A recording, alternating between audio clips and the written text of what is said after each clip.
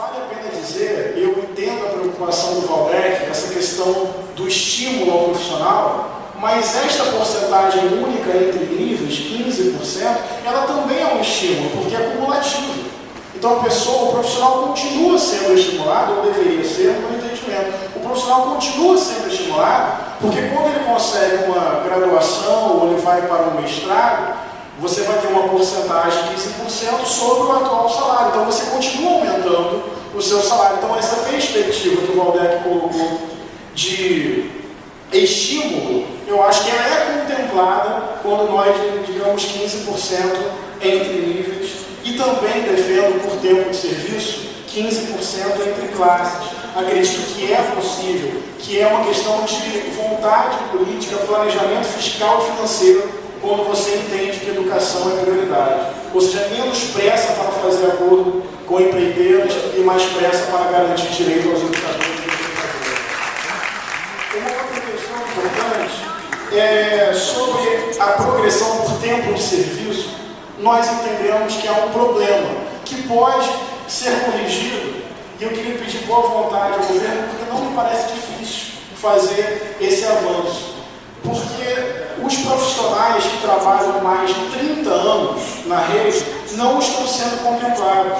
Então a gente propõe uma inclusão de uma nova faixa, a faixa 7, para que aquelas pessoas que ainda estão na rede depois de 30 anos sejam beneficiadas por reajuste por tempo de serviço. Além disso, a nomenclatura merendeira. Eu já ouvi a argumentação do governo, porque a nomenclatura cozinheira, ela pode fazer referência a uma profissão regulamentada que tem legislação própria. É uma justificativa, mas temos um problema. Porque se continuar sendo nomenclatura merendeira, então seria justificável que profissionais que estão nessa função reivindicassem apenas fazer merenda. Porque qual é o receio do governo, pelo que eu entendi da reunião, o Valdec pode, inclusive, me corrigir nesse ponto de vista.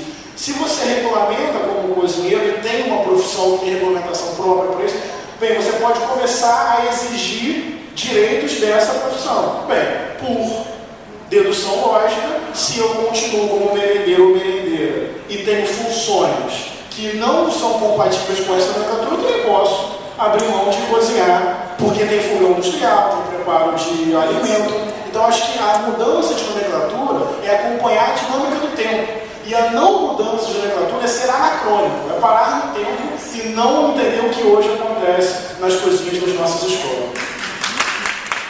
Para avançar, sobre a avaliação externa, eu, como alguém da área da educação, tenho muito medo.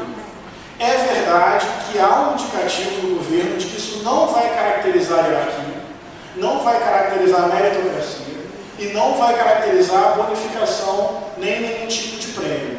A gente quer esse indicativo verbal.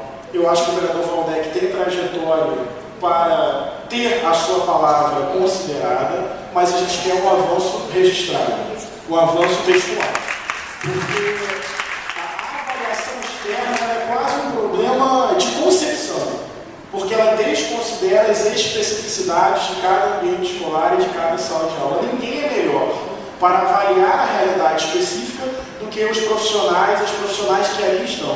Já que existe, nós defendemos que haja um conselho democrático, que possa incluir professores, representação dos professores e professoras, comunidade escolar, alunos, ou seja, vamos garantir então no método que este processo que o governo não quer abrir mão seja realmente democrático e se formalize, que não há aqui nenhuma tentação meritocrática, correto? É um entendimento que a gente tem.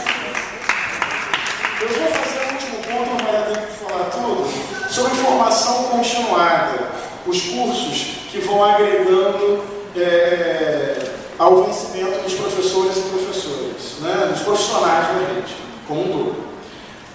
Eu queria fazer apenas um ajuste. Nós, né, eu falo aqui com parte da bancada do pessoal, tem o Renatão e o Renatinho atualmente, e o Paulo Eduardo viajando, eu falo aqui com o sentimento coletivo, partidário. Eu estava lendo o PCCS, e aí você tem duas datas, primeiro do mês 5, né? O mês 5 é maio, né? E 11 é novembro. São 2 datas para você entregar o requerimento pedindo adicional por formação continuada.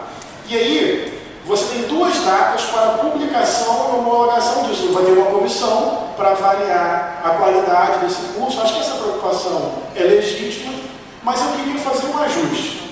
Que, uma vez considerada a validade do curso feito pelo profissional, que a data em que ele vai ser beneficiado com esta gratificação seja a data de quando ele entregou o requerimento e não quando a comissão terminar o seu processo.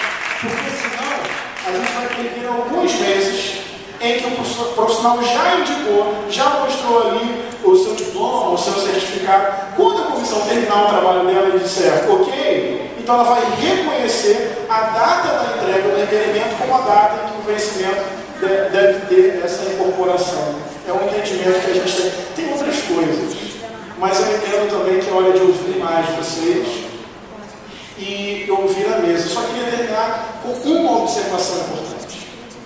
É verdade que o orçamento de Niterói não é irrisório, é um orçamento considerável. Mas eu quero aqui fazer um debate.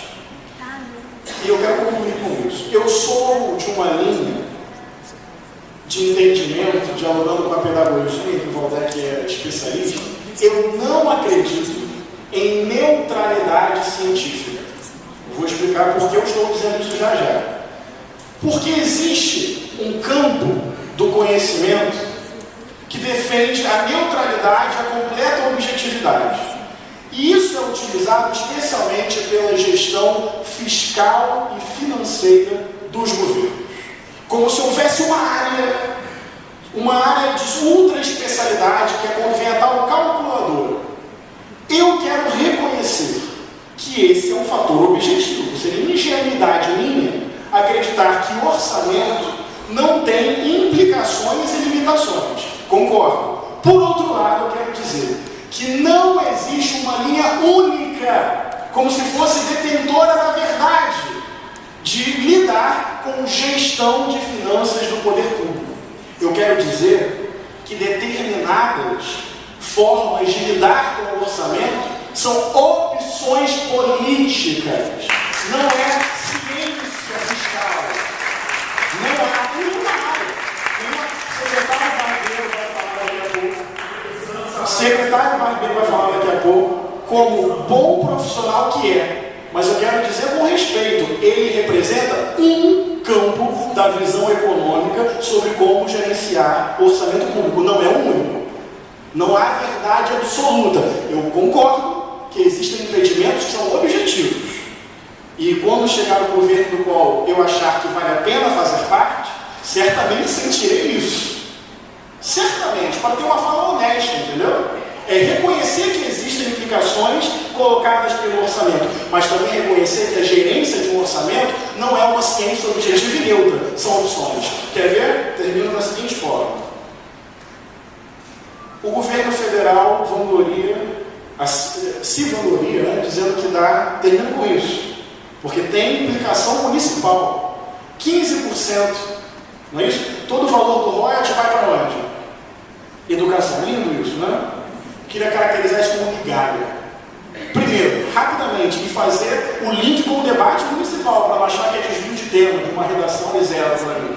Não é. Não é. Primeiro, o Brasil é um dos países do mundo que menos cobra royalties. Dinamarca, por exemplo, cobra 30%.